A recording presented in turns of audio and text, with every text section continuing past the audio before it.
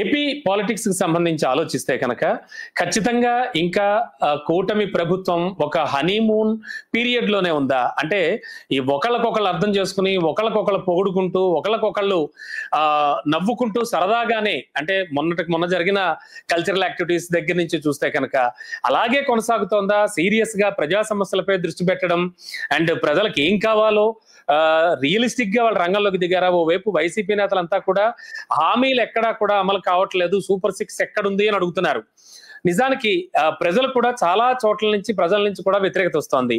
అంటే దీన్ని ఎలా అర్థం చేసుకోవాలి సార్? కూటమి రియల్ గా పరిపాలనలోకి దిగిందంటారా లేదా? నా వ్యూలో వాళ్ళన్నారు మాట మీరు అందరూ ఒకరితో ఒకరు చక్కగా ఉన్నారు. ఎందుకంటే వాళ్ళకి చక్కగా ఎంజాయ్ చేస్తున్నారు. అందరూ బీజేపీ వాళ్ళు ఎంజాయ్ చేస్తున్నారు, జనసేన అండ్ టీడీపీ అనుకోకుండా అధికారంలోకి వచ్చారు. అందువల్ల అది స్పాయిల్ చేసుకోరు. స్పాయిల్ చేసుకుంటే అందరూ ఇంటికి వెళ్ళిపోతారని అందరికి తెలుసు. వాళ్ళు స్పాయిల్ చేసుకోరు. వాళ్ళు చక్కగా అలా హనీమూన్ లాగా పోతా ఉంటారు. రెండోది, వాళ్ళు అసలైన ఇష్యూస్ తీశారంటే కొత్త పరిపాలన నాకు కనపడట్లేదు. కొత్త పరిపాలన, కొత్త విధాలు ఏమన్నా ఉన్నాయా, కొత్త ఐడియాస్ ఉన్నాయా, కొత్త మనుషులు వచ్చారా నాకు కనపడట్లేదు. ఎవరైనా చెప్తే వింటా. ఇలా అమరావతి, పోలవరం ఇది ఇచ్చాం, మీరు ఆడాలా చేశాడు, వాళ్ళని మామూలు రూటీనే చేయొద్దు అంటలేదు, చేస్తాను. కానీ కొత్త విధానం, ఒక రెవల్యూషన్ వచ్చినట్టుగా మాత్రం కనపడట్లేదు. సో అది ప్రజలు సమయం వచ్చే కొద్ది ఏమంటారు అది మనం చూడాలి. మనం ఇప్పుడే మనం ప్రెడిక్ట్ చేసి ఇలాగ అయిపోయింది ప్రజల కోపం వచ్చేసింది అంటాం కరెక్ట్ కాదు. అంటే ఇంకొంచెం సమయం కావాలంటారు. ఎప్పుడు ఒక ప్రభుత్వంలో సాఫీగా వెళ్ళి సైలెంట్ గా వెళ్తే అది కూడా ప్రజలకు ఇష్టమే.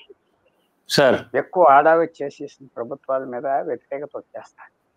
ఇప్పుడు చూడాలి ఎలాంటి వ్యవహారాలు చేస్తారో ఈ టీడీపీ కూటమి ఆంధ్రాలో చూడాలి. ప్రస్తుతం కొత్త విషయాలు రాలేదు.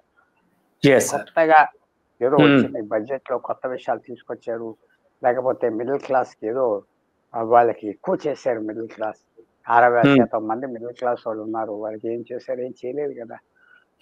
అందువల్ల ఏదో మేము ఇస్తా ఉన్న వాళ్ళు సూపర్ 6, సూపర్ 7 అలాంటి వాళ్ళకి ఇస్తా ఉన్న వాళ్ళు ఇస్తారు ఆఖరికి. కానీ మిడిల్ క్లాస్ కి ఏం చేయలేదు, అది జ్ఞాపకం పెట్టుకోవాలి. ఎల్డర్లీ పీపుల్కి ఏం చేయలేదు. కొత్త విధానం ఏమొచ్చింది నేను ఎదురు చూస్తా. కొత్త రిఫార్మ్స్ తీసుకొస్తా. సార్, ఇప్పుడున్న ప్రజెంట్ సిచ్యువేషన్ లో కొత్త రిఫార్మ్స్ వస్తాయని ఆశించడం కరెక్టే అంటారా? అంటే ఆల్రెడీ ప్రతి చోట మాక్సిమం ఎక్కడ మాట్లాడినా కూడా చంద్రబాబు నాయుడు గారు సీఎం గా పథకాల గురించి చెప్తూ ఉన్నారు, ఖజానా నిండుకుందని చెప్తున్నారు. అంటే అసలు చాలా దారుణంగా ఉన్న సిచ్యువేషన్ అని చెప్తూ వస్తున్నారు. మరి ఎలా? ఓవైపు హామీలు ఇచ్చేశారు, అవి అమలు చేయాలి కదా. ఒకటి ఫస్ట్ స్టెప్, గవర్నమెంట్ ఖర్చు ఏమైనా తగ్గిస్తున్నారా? యుఎస్ఏలో డొనాల్డ్ ట్రంప్ ఏం చేస్తున్నారు? మొత్తం గవర్నమెంట్ ఖర్చు తగ్గించేస్తారు. చేయాలి. కొత్తగా చేస్తే ప్రజలు ఆనందపడతారు. డబ్బు ఇవ్వలేదు, స్కీమ్కి డబ్బు లేదు, మేము ఖర్చులు తగ్గించాం. 100 కార్లు కాన్వాయిలు కాదు, 2 కార్లతో వెళ్తాం, ఊరికనే హెలికాప్టర్లు ప్లేన్ మీద అద్దెకి తీసుకోం, రోజు ₹1 ఖర్చు పెట్టాం, తగ్గిస్తున్నాం అంటే ప్రజలు ఎక్సెప్ట్ చేస్తారు. కొత్త విధానాలు వస్తున్నాయంటే ఐ వెల్కమ్ ఇట్, రావాలి, కోరుతున్నా, చేస్తారు, అది ఆశిస్తారు. లేకపోతే ఆఖరికి ఎలక్షన్ టైం వచ్చేటప్పుడు వీళ్ళకి వాళ్ళకి తేడా ఏమున్నదని వస్తుంది, మొహాలు తప్ప. అవునండి, అవును. ప్రజలు ఖచ్చితంగా వాళ్ళు ఎంతవరకు చేస్తారో చూడాలి. మనం ఇంకా టైం ఉన్నది కాబట్టి వెయిట్ చేద్దాం.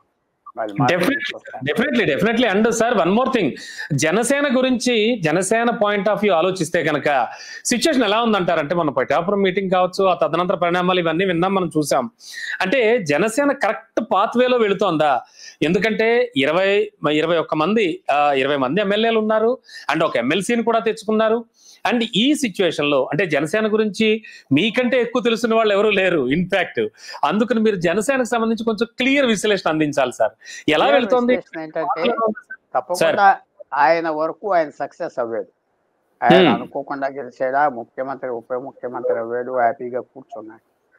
ఆయనకి ఎవరైతే దగ్గర ఉన్నారో వాళ్ళందరికీ పదవులు తెచ్చుకున్నాడు, తప్పులేదు, అందరూ చేసే పనే. నేను కానీ ఇప్పుడు వచ్చిన ప్రాబ్లం, జనసేన ఛాలెంజ్ ఏమిటంటే 21 ఎమ్మెల్యేలు ఉన్నారు. వచ్చే ఎలక్షన్ లో ఎమ్మెల్యే సంఖ్య పెరుగుతుందా? అంటే డీలిమిటేషన్ ద్వారా 30 సీట్లు పెరుగుతాయి, ఆంధ్రాకి 40 పెరుగుతాయి, మాకు 5 10 వస్తాయి ఎక్కువ అనుకుంటున్నారు. పార్టీ ఇలాంటి పార్టీ పెరగాలి. ఎలా పెరుగుతుంది? మిగతా వాళ్ళు ఆ సీట్లలో పెరగనవట్లేదు కదా. ఆ కూటమిలో ఉన్నారు. అది పెద్ద ఛాలెంజ్.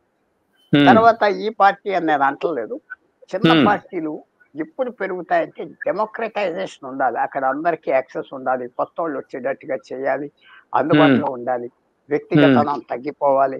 చేసే Nitish Kumar party, Naveen Patnaik party, Sharad Pawar party, ఏదో ఒక మనిషి ఉన్నాడు అనుకుంటా కానీ లోపల చాలా డెమోక్రసీ ఉంటుంది. అవునండి. అంటే జనసేన ఉందా సార్ ఇప్పుడు? జనసేన చేసుకోవాలి. అది పవన్ కళ్యాణ్ చేసుకోవాలి. తీసుకొని చేసుకోవాలి. డెమోక్రసీ ఎక్కువ పెట్టేది అనుకో బాగా లైఫ్ వచ్చేస్తారు. చేస్తారా లేదా అది మనం చూడాలి. మీకేం తెలుసు నాకే తెలుసు అనుకుని చేసుకుంటే వేసుకుంటారు. ప్రస్తుతం హ్యాపీగా ఉన్నారు. కానీ ఫ్యూచర్ ఏంటి? టీడీపీతోనే మళ్ళీ వెళ్ళాలా అలయన్స్? వెళ్తే 21 సీట్లే ఇస్తారు కదా. ఎక్కువ పెరిగినా ఇంకో 5-10 ఇస్తారు. ఇప్పుడు ఏమవుతుంది? నీకు మిగతా రాష్ట్రంలో ఉన్న ఏరియాలంతా 0 అయిపోతాం. అవన్నీ వాళ్ళకి తెలియదా అంటే తెలుసు. వాళ్ళకి మనకంటే ఎక్కువ తెలివితేటలు ఉన్నాయి. ఏం చేస్తారో చూడాలి. ఇది మాత్రం ఒక పెద్ద ఛాలెంజ్. ఖచ్చితంగా అండి. And one more thing sir, ముఖ్యంగా అటు జనసేన కేడర్ కానీ ద్వితీయ శ్రేణి నాయకులు కానీ వీళ్ళంతా కూడా ఎప్పుడు తమ నాయకుడిని ఒక సీఎం స్థాయిలో తమ అధినేతని అలా చూసుకుంటూ ఉంటారు, అలా వెళ్ళాలి అనుకుంటూ ఉంటారు. మరి ఎన్నాళ్ళు ఇలాగా ఈయన చూస్తే 15 ఏళ్ల పాటు మేము కలిసి అంటే ఆయనే అన్నాడు కదా, మనకు ఆ బలం లేదు కదా అన్నాడు కదా, చిన్న పార్టీ కదా, అంటే నెక్స్ట్ అది కష్టం. అది ఆయన కూడా రియలిస్టిక్ గా ఉన్నాడు అంతవరకు. మనకి రాదు, చేయలేవు, ఇంత చాలు అని రియలిస్టిక్ గా ఉన్నాడు. చాలా రియలిస్టిక్ గా ఉన్నాడు. చాలా రియలిస్టిక్ గా ఉన్నాడు. ఫస్ట్ టైం పవర్ ఎంజాయ్ చేస్తున్నారు కాబట్టి అది 5 సంవత్సరాలు పోయి ఇంకో 5 సంవత్సరాలు తెచ్చుకోవాలి. తెచ్చుకున్నాక ప్లాన్ చేసుకోవాలి. అంతేగాని ఇప్పుడు అలాంటి అంబిషియస్ ఐడియాస్ మీద వెళ్తే ఫెయిలియర్ వచ్చేస్తారు.